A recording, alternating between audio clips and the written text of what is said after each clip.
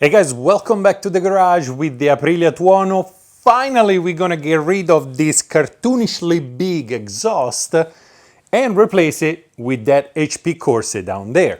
I got the HP Corse on eBay, so first of all, thank you very much to DesmoHeart89 for a great price, link in the description. Also, thank you very much to my patrons because they helped out with the purchase of the exhaust. But enough with the chit chat, let's get on it. Hey guys, I tested the bike, so stay tuned until the end of the video for audio clips and my personal opinion on how the bike runs now.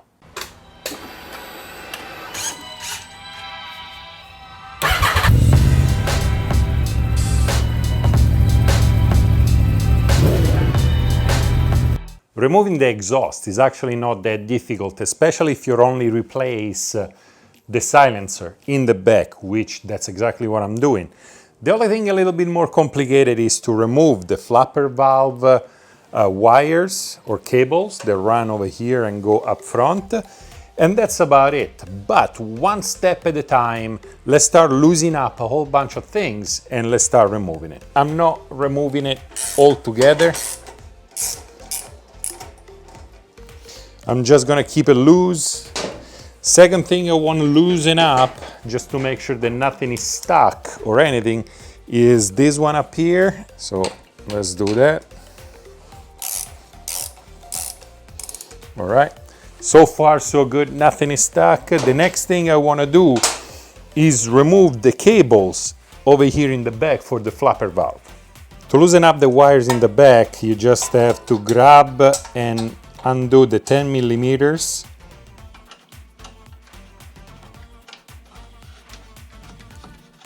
Once they're loosened up, just like push down and away, push down and away, and they are free to move. Since it's a little too tight for me to stuff my hand in there or even using little hooks like this and get the cables out, I'm gonna remove this and let's see if I can twist it and work at it in the open rather than work back there. All right. Since I already loosened up down there, I can actually twist it. So now I can go in still with those, but it should be much easier. Both cables are out. Lost forever. So at this point, it should be just a matter of pulling the exhaust out of it. And oh my God, this thing is heavy. Let's see, do I look like one of those Japanese cartoon giant robots with giant guns? I guess it's time to go weigh it. See how much this thing weighs. Holy bananas, there is an actual wheel behind the exhaust. I weighed them in and it turns out that the OEM exhaust is about 12 pounds, which is 5.5 kilos more or less, while this one is 3.8 pounds, which is 1.7 kilos. So you almost have 4 kilos, which is 8.5, 9 pounds difference between that and this. So that's why you replace the slip-on. Weight savings, which is quite a bit, and all the way in the back. Better sound and better look, and this exhaust accomplish all of that, but let's keep going. Before I install the new exhaust, there is something I want to do. I want to remove the cables that go from the flapper valve to the motor up front over here. I have no idea how to do that, so I'm just gonna start taking stuff off and see if I'm lucky, and that's all I need to do. And mostly I hope that those cables that pretty much route from back here up here and then they come down this way, I hope that those cables are not zip tied in the middle I can just pull them off without having to remove the tank and other stuff. So first thing I'm gonna start removing is this panel over here because I want a free access back there. To do that, let's start with the 4mm to remove the fairing. After that, there is a pull-out grommet back here, like that. Then back in there, there is another one of those push pins that you gotta push out and then separate. And now at this point, it's just a matter of getting that pin back there to come up.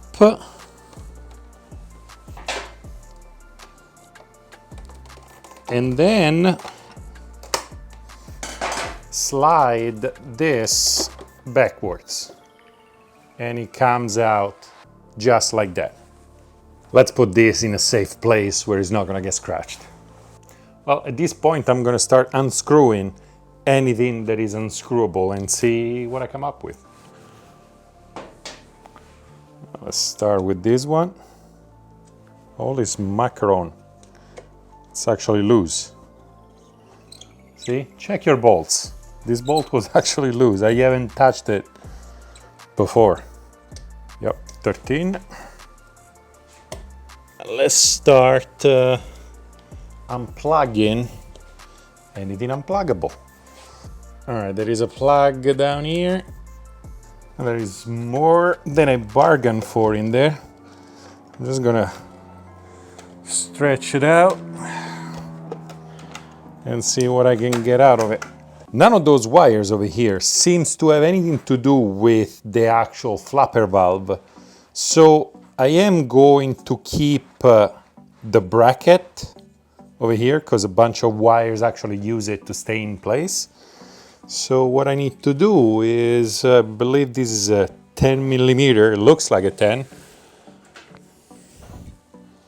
What I need to do is undo the 10 and just remove the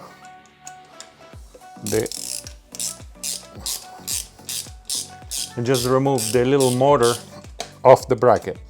I think I'm gonna remove the motor altogether first. And this is the little motor that we just removed. Stay with me, let's see what mess I'm gonna be able to make out of this.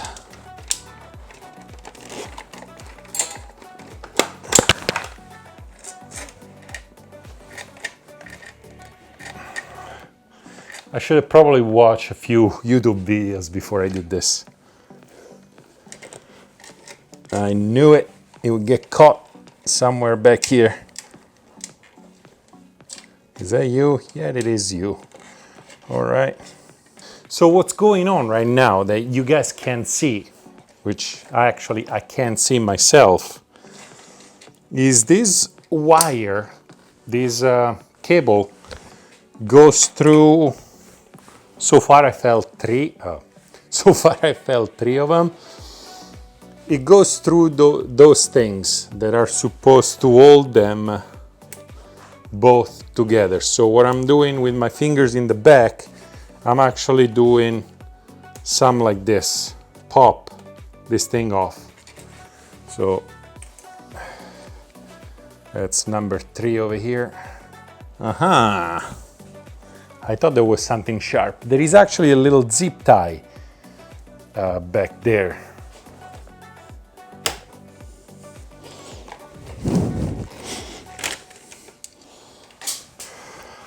One's out. Number 2 is out. So far what I came out with is I'm gonna keep this because I need this part really. I don't want to cut it to install back the little side over here, but I do not need the back, so I'm gonna not put the back. And on this one there is one of the attachment for one of the harnesses, so I'm gonna use that, and the other one I'm gonna zip tie it to this somehow, somewhere. One thing I'm gonna do is get the connector that was going down here inside the motor, and I'm gonna put some electrical tape on it. I'm gonna try to make it as water resistant as possible.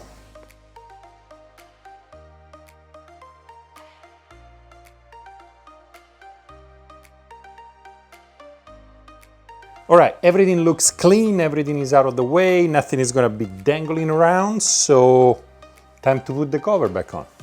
Real quick, let me show you again how to put this on, because a bunch of people actually break stuff when they put this in and out. Remember, this needs to slide in, and this little prong over here needs to go down into a hole right there.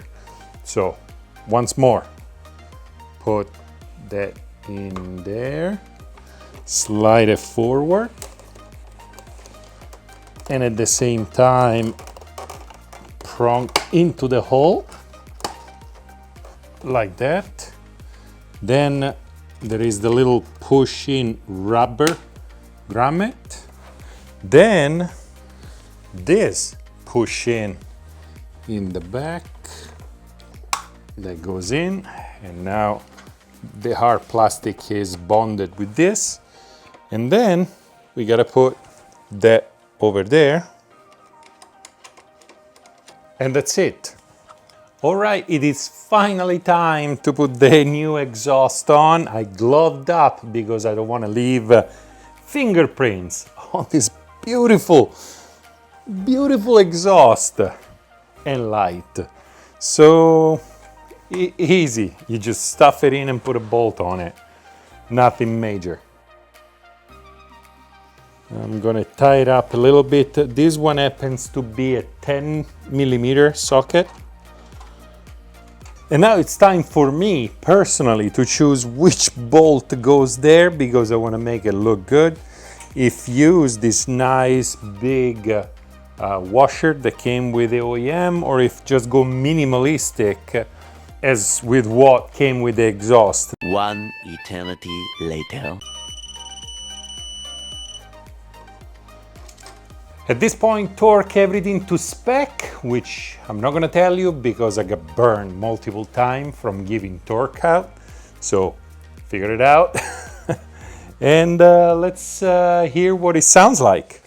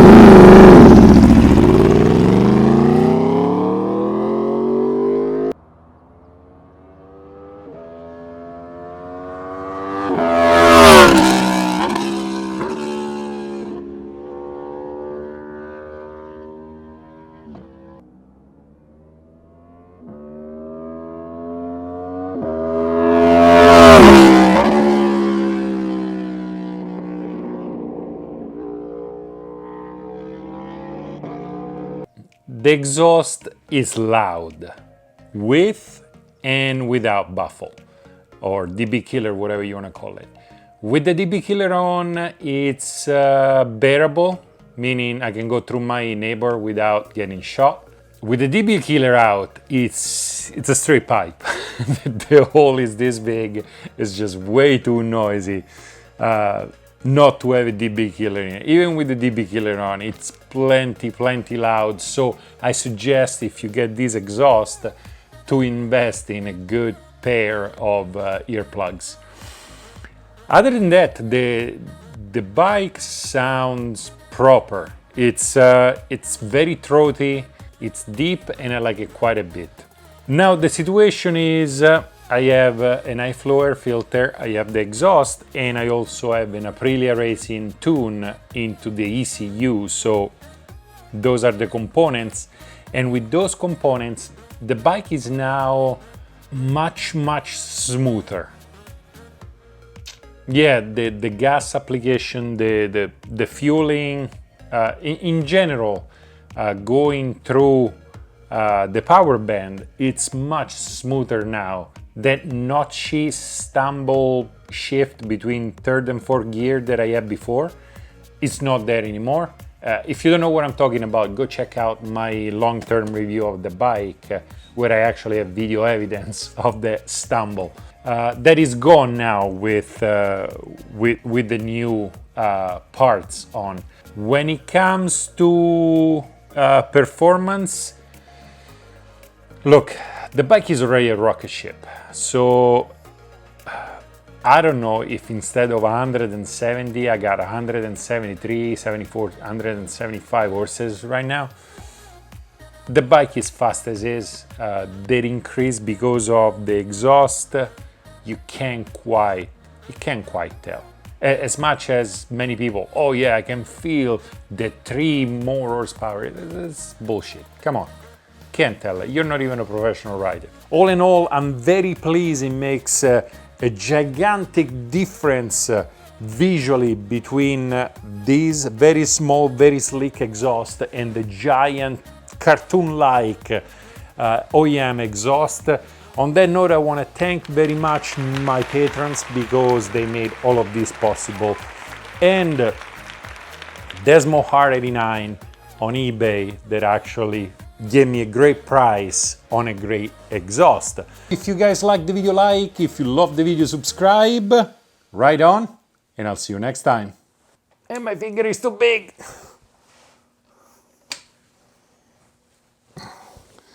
Jobs I cannot do. Proctologist, not a good idea. Gynecologist, same thing. Not a good idea.